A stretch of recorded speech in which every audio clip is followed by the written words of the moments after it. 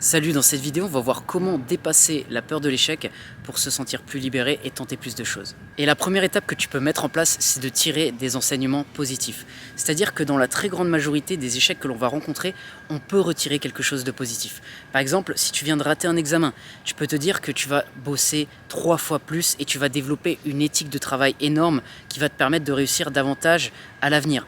Si tu as raté un entretien d'embauche parce que tu as mal répondu aux questions, eh bien, c'est la même chose, tu peux te dire je vais devenir très bon pour répondre aux questions qu'on peut poser lors d'un entretien d'embauche. Je vais me renseigner, je vais voir les questions les plus communément posées et je vais devenir très efficace à ça.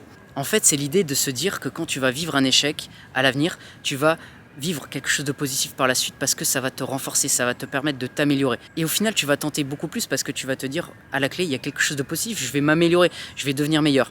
En ce qui me concerne, j'ai eu plusieurs périodes comme ça d'échecs, que ce soit durant mes études où je me rappelle au bac de français, j'ai eu des résultats catastrophiques. Quand j'ai vu les résultats, je me suis dit bon, je me suis trompé de ligne, c'est pas possible. Et au final, ça m'a permis de développer vraiment ma motivation, de me dire bon, je vais travailler beaucoup plus pour que ça se passe bien l'année d'après. Et au final, j'en suis ressorti plus fort, ça s'est bien passé. Et c'est ça que je t'encourage à faire. En fait, le but, c'est pas de pleurer dans son oreiller quand ça va pas parce qu'on a un échec, c'est de se dire ok, qu'est-ce que je peux trouver de positif dans cette situation?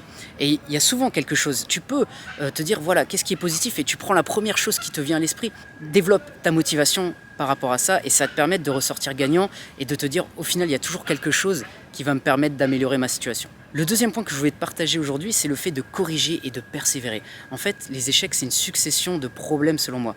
Des problèmes que tu dois résoudre au fur et à mesure. Par exemple, si tu as raté un examen, tu as peut-être raté ton examen parce que tu as mal géré ton temps, tu as été submergé par le stress, tu as paniqué dès le début de l'examen, ou peut-être que tu n'as pas assez bien préparé en amont. Eh bien, premier problème, qu'est-ce que tu peux faire pour mieux gérer ton temps la prochaine fois? Deuxième problème, qu'est-ce que tu peux faire pour mieux gérer ton stress et pas paniquer au début de l'épreuve pour être bien plus efficace? Et troisième solution, troisième problème que tu dois résoudre, c'est le fait de préparer peut-être plus en avance, moins procrastiner au niveau des révisions. Et une fois que tu auras réglé ces différents problèmes, eh bien, tu vas gagner confiance en toi et tu vas être beaucoup plus efficace la fois d'après quand tu vas passer cet examen. Donc voilà l'idée, en fait, c'est de se dire, ok, je vais tester des choses, je vais corriger à chaque fois un problème après l'autre et tu vas avancer et ça va te donner beaucoup plus de motivation que de partir un peu dans tous les sens et de ne pas savoir par où commencer. Et la troisième étape que je voulais te partager, c'est le fait de prendre exemple sur les personnes qui ont de la réussite. Très souvent, c'est eux qui ont échoué le plus, qui ont échoué énormément et c'est quelque chose que j'ai beaucoup entendu, c'est pour ça que je voulais te le partager dans cette vidéo. En fait, tu peux te rendre compte qu'il y en a beaucoup qui ont une renommée, une notoriété très importante et qui au final ont vraiment connu beaucoup d'échecs, des périodes difficiles. Si tu prends l'exemple de Walt Disney, c'est quelqu'un qui a créé des parcs d'attractions qui ont une renommée internationale, mais au final, il a vécu beaucoup de périodes difficiles, notamment au début où en fait il a lancé plusieurs entreprises qui n'ont pas marché, qui ont fait faillite, notamment ses 2 premières entreprises. Il n'a pas réussi à ce niveau-là, quoi. Donc c'est pas un parcours parfait qu'il a vécu.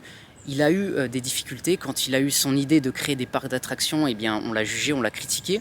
Et c'est pas pour autant qu'il a arrêté parce qu'il était passionné par ce qu'il faisait. Et c'est ce que je t'encourage à faire lorsque tu vis un échec. Dis-toi que ceux qui ont eu de la réussite en ont vécu aussi. Et moi, je me dis ça quand j'ai des périodes difficiles. Je me dis, bon, voilà, il y en a qui ont échoué massivement avant moi. Peut-être que ce que je suis en train de vivre, c'est pas si grave. Et je peux relativiser ce que je suis en train de vivre. Peut-être que je vais dans la bonne direction aussi. Donc essaye de faire ça, garde confiance lorsque tu vis des échecs et dis-toi que ceux qui ont eu de la réussite eh bien, sont passés par là dans beaucoup de cas. Donc voilà pour cette vidéo, si ça t'a plu tu peux mettre un j'aime, tu peux t'abonner également à la chaîne pour d'autres contenus de ce type et je te dis à bientôt pour une prochaine vidéo.